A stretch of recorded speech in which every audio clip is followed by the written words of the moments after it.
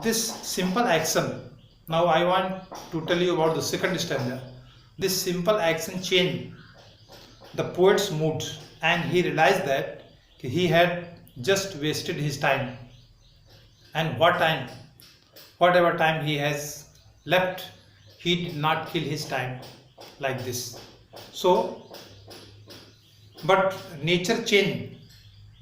According to poem, when the crow shook off the snowfall, the poet's mood changed, and his mood changed, and he should utilize. He thought that we should use our rest of the day in some useful activity. His spirit was revived, and he got ready to use the rest of the day positively. This is the complete substance of the poem. Now I want to discuss in this poem rhyming scheme, rhyming words and figures of speech also. In the second stanza you will see there is a kind of alliteration.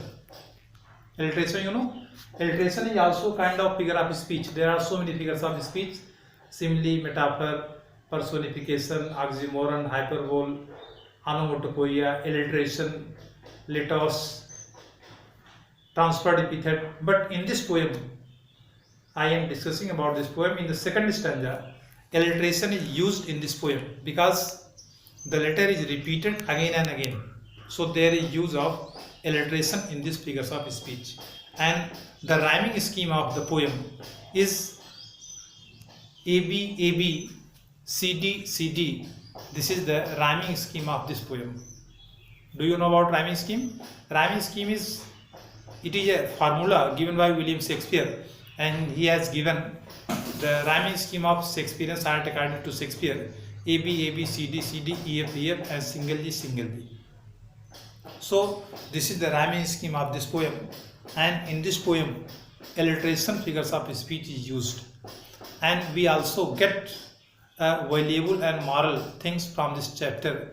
What is the importance of nature in our life?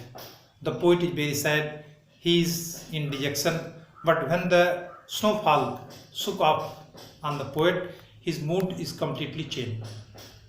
So this is very important poem, and the poet used the rest of the day, and he used to utilize the rest of the day positively.